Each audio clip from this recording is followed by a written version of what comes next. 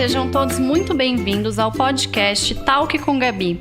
Eu sou a Gabriela Silveira, biomédica esteta, proprietária da clínica Slim Santé e também professora. Estarei aqui com vocês toda semana, mais especificamente toda sexta-feira, para batermos um papo leve, porém bastante importante sobre temas ligados à nossa saúde, qualidade de vida e ao nosso bem-estar. Fiquem comigo que eu já volto.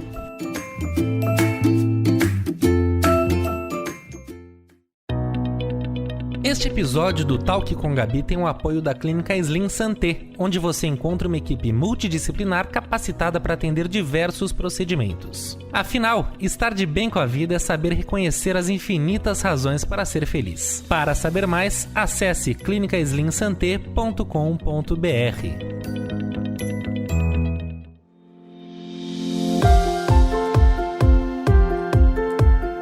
Olá pessoal, bem-vindos ao Talk com Gabi. Hoje falaremos sobre o polêmico PMMA. Como muita gente vai se lembrar, 2 semanas atrás, no comecinho de maio, o Fantástico exibiu com grande destaque uma matéria sobre uma dentista que aplicava um preenchimento nos lábios de algumas pacientes e acabava deformando-as. A matéria era bastante chocante, com imagens impressionantes. E essa nem é a primeira vez que o PMMA está no foco de alguma polêmica desse tipo. Por isso, fiz questão de vir aqui hoje falar sobre isso, esclarecer algumas coisas. Mas antes de colocarmos fogo nesse parquinho, me sigam no Instagram e por lá poderemos trocar ideias, tirar dúvidas, receber elogios, críticas e sugestões. É @doutora Gabriela Silveira.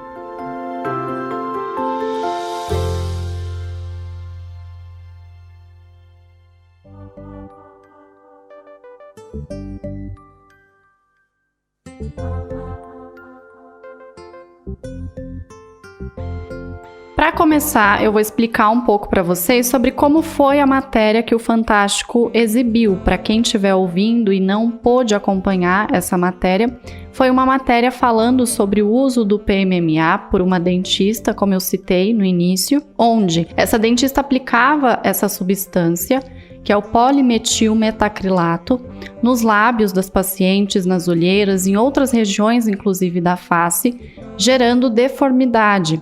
Ela aplicava essa substância, inclusive, mencionando que a substância era o ácido hialurônico. Mas depois, as pacientes muitas vezes tinham complicações, então elas voltavam para essa profissional com as complicações do PMMA. Algumas, inclusive, chegaram a passar com médicos para fazer ultrassom. E no exame de ultrassom, o médico às vezes identificava que aquela substância que tinha sido aplicada ali não era o ácido hialurônico e sim o PMMA, já que no exame de ultrassonografia é possível que a gente consiga identificar e diferenciar um material do outro. Então, isso aconteceu com a maioria das pacientes, ela teve muitas pacientes com o rosto deformado. Eu acho interessante que nesse momento, dizer para vocês, inclusive nesse momento, que o PMMA, ele é uma substância que ele não pode ser aplicado pelo dentista, mas ele não é uma substância segura, e a gente vai falar disso um pouquinho mais para frente. Então, sim, ela cometeu um erro, primeiro de aplicar uma substância que ela não poderia fazer aplicação. E segundo, de enganar os pacientes. Então, ela aplicava algo que ela dizia ser uma coisa e era outra, Então, 2 grandes erros. E eu gostaria de ressaltar quais são os profissionais da estética que podem fazer o procedimento de preenchimento. Então, o dentista pode realizar esse procedimento, o biomédico pode realizar esse procedimento, farmacêutico pode realizar esse procedimento, enfermeiro pode realizar esse procedimento e o médico pode realizar esse procedimento, tá? Então, isso é muito importante. Todos desses profissionais que eu citei, quais são os profissionais que devem, para realizar esse procedimento, eles precisam fazer uma especialização? Então, o biomédico deve fazer uma especialização, o farmacêutico e o enfermeiro. O médico, ele pode fazer a especialização, mas nem sempre o médico é especialista em dermatologia ou medicina estética, já que somente tendo o CRM, o médico consegue fazer a compra de todos os produtos que são utilizados na área da estética. Então, nem sempre o profissional médico que você está passando tem especialização. O dentista, ele também não precisa de especialização para atuar na área da estética. Alguns dentistas são especialistas em estética e outros não. Então, na matéria do Fantástico, ela cita, inclusive, que essa dentista ela não tinha especialização, mas ela dizia ter. Então, a gente encontra aí um terceiro erro nessa profissional. Ela dizia ter especialização quando ela não era especialista na área. Então, ela atuava numa área que ela nunca fez uma pós-graduação. Mas o conselho dela, ele não exige que ela tenha. Assim como o Conselho de Medicina também não exige que tenha. Esse é realmente um problema que a gente tem, né, no nosso país. Não é exigido isso. Por mais que seja algo que a gente acha que, nossa, que impressionante, né? Como que pode ela atuar sem ser especialista nisso? Por mais que a gente tenha essa opinião, é algo que ela não estava errado, né? Estava errado ela dizer que era especialista sem ser, mas atuar na área da estética é algo que a profissão dela deixa que ela faça sem ser especialista. E para não gerar nenhuma dúvida, eu gostaria de explicar também que esses profissionais que eu citei podem realizar o preenchimento com ácido hialurônico, a toxina botulínica, procedimentos como microagulhamento, radiofrequência, enfim, diversos procedimentos voltados para a área da estética injetável e não o PMMA. Tá? O PMMA somente o médico pode fazer a aplicação dessa substância. E o dentista, por mais que possa atuar na área da estética, também é importante que vocês saibam que ele é um profissional que pode atuar somente na estética da face e não do corpo. Então agora vamos entender o que é esse PMMA. Então é a sigla, né, para polimetilmetacrilato. Ele é um preenchedor permanente. O que significa isso? Quando ele é injetado na pele, a pele não consegue reabsorver esse produto. Ele realmente vai ficar ali para sempre. Ele é um derivado do petróleo e ele vem sendo utilizado na área da estética, né, na medicina estética principalmente, desde 1945. Então, ele é muito antigo. Com isso, a gente sabe que tem diversos estudos científicos em torno dessa substância. E se você pegar os estudos científicos dessa substância de anos e anos atrás, lá, né, os estudos mais antigos, tem artigo científico dizendo que é, inclusive, uma substância muito segura. E depois de um tempo, a gente vai encontrar artigos científicos dizendo que não é uma substância segura, mas ainda assim ele vem sendo utilizado. E, como eu acabei de dizer, ele é um derivado do petróleo, ele é algo que fica para sempre na nossa pele, então ele realmente não é a melhor substância que nós temos para injetar nos nossos pacientes. Ele é uma substância que gera diversas complicações.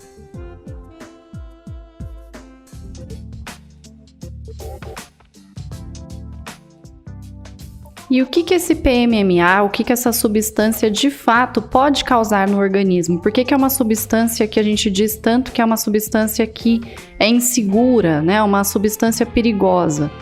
Pode causar principalmente embolia pulmonar, pode causar também a expulsão. Quando a gente injeta um produto no paciente, o ideal é que esse produto ele seja conhecido pelo nosso organismo, como é o caso, por exemplo, do ácido hialurônico. A gente produz ácido hialurônico, então quando a gente injeta ácido hialurônico no organismo de um paciente, por mais que não seja o ácido hialurônico do próprio paciente que eu esteja injetando, então ele vem de uma fonte externa, né? É muito difícil que esse organismo rejeite o ácido hialurônico. No caso do PMMA, essa rejeição ela pode acontecer e normalmente ela acontece. Nem sempre ela vai acontecer logo de cara, às vezes ela vai acontecer depois. Se a gente imaginar, né, o que é a prótese de silicone, por exemplo, que é colocada na mama, né, das mulheres.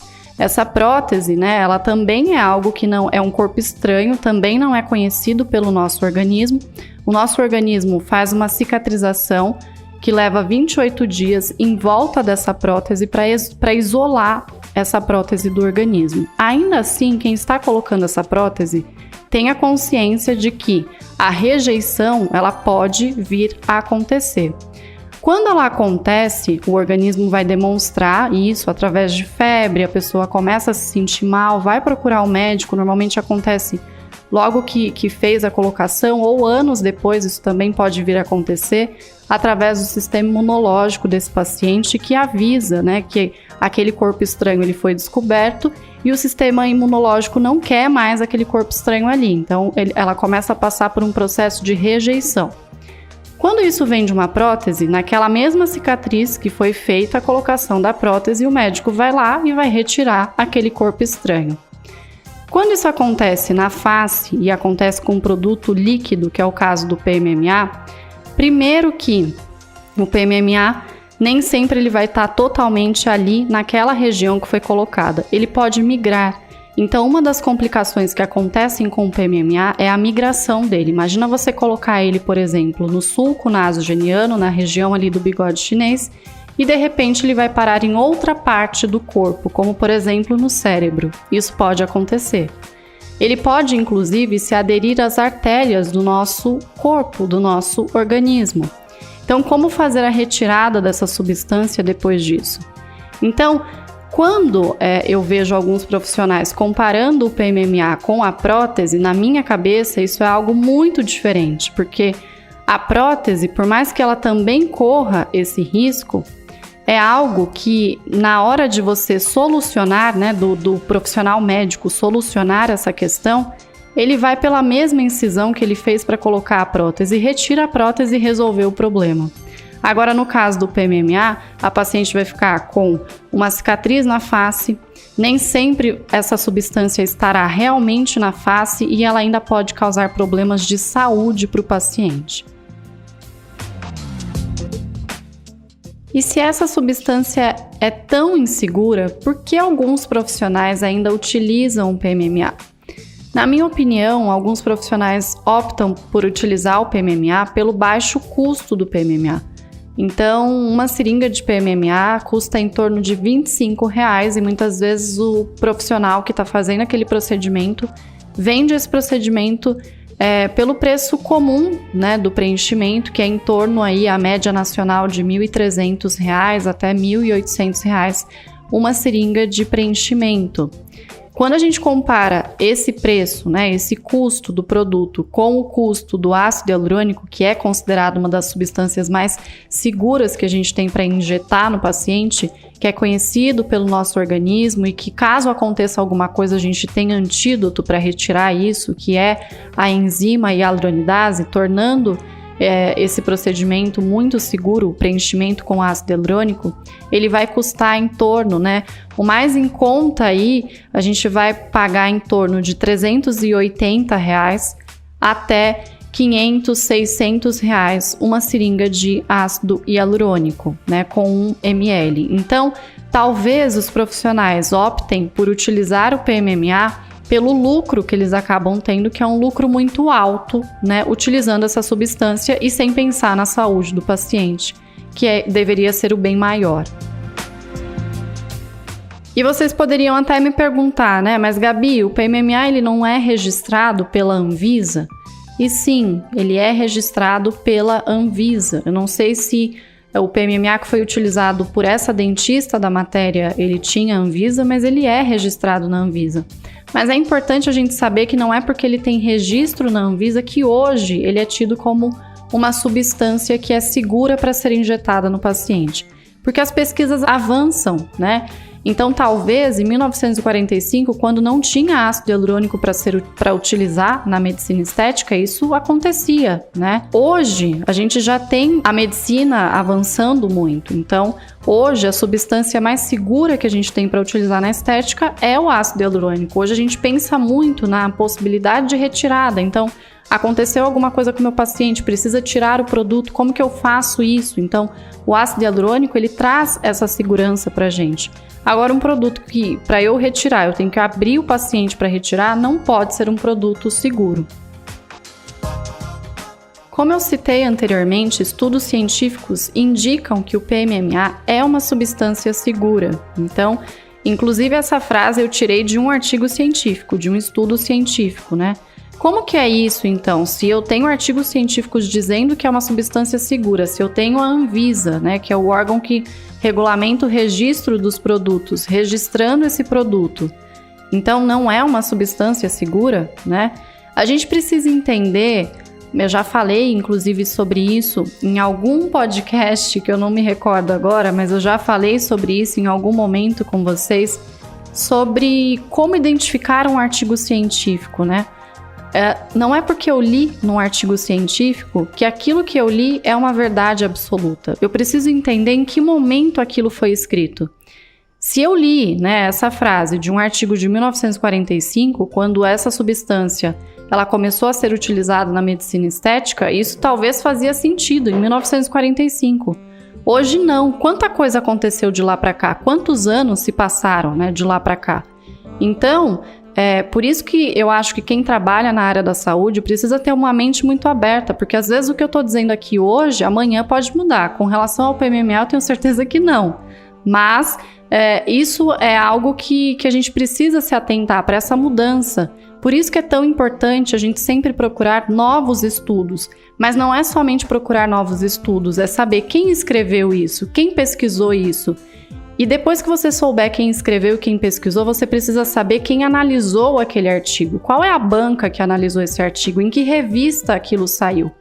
Porque às vezes você acha que saiu numa revista científica que é uma revista científica que você pode confiar, mas dependendo da banca que você teve ali para analisar aquele estudo, nem sempre aquilo é seguro.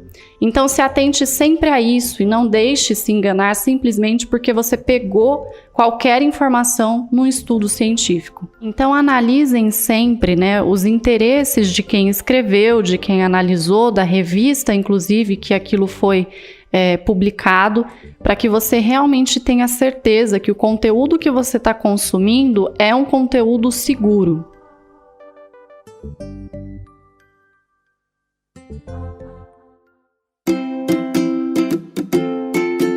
Bom, pessoal, espero que com isso eu tenha tirado todas as dúvidas que possam ter ficado com a matéria e principalmente ter deixado claro que não é preciso ter medo de procedimentos estéticos, não é preciso ter medo de preenchimento, desde que seja feito com um profissional sério, capacitado, referenciado.